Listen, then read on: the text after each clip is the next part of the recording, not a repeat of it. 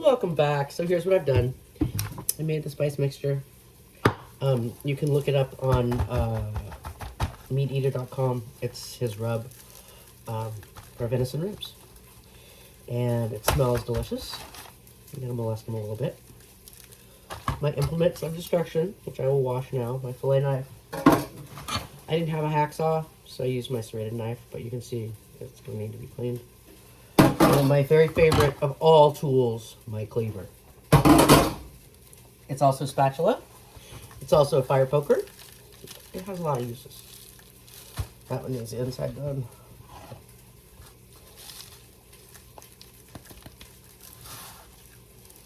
It called for lemon juice also. What I'm going to do, instead of putting it in with the dry, is I'm going to do a little dribble on the top. It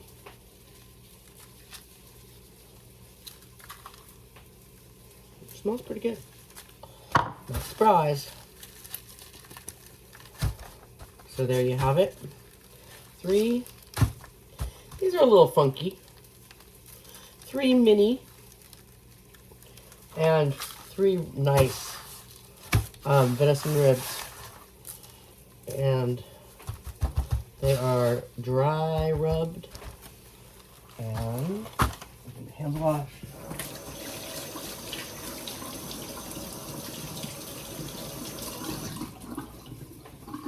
Give them a little sprinkle. Oh, and then the other cool thing I thought I did, because, you know, I'm always impressing myself.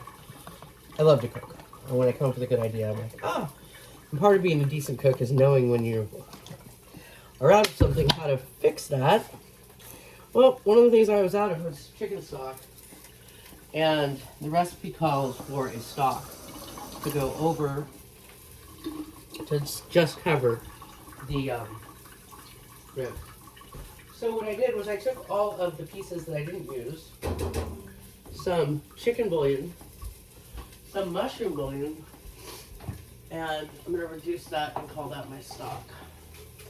I usually avoid bouillons because I have an MSG reaction. So I'm not going to call it an allergy, but I have to make sure if I get into anything that even naturally occurring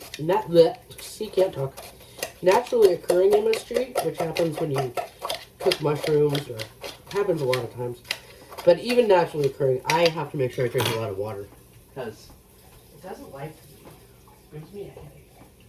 Okay, so then I use some of this Norse mushroom flavored stock into there. We'll let that finish up. Put this in here. I'm just going to place these. I'll show you when I'm done. Go with which one to place them. I'm going to go with the ribs down, meat up in there so they fit nicely. Oh, look, it's a happy family in there. Sorry, I just got back from seeing my granddaughter. I do a little baby talking sometimes. So, there you have it. Ah, my family fell over. I'm going to actually tuck this one down under because it's so thin. There we go. And then, just for giggles, no, I'm not. I'm going to leave it just like this. Wrap that up. Off the rubbish with you. I'm going to take my sweatshirt, because everybody knows any good sweatshirt really doubles as a pot holder.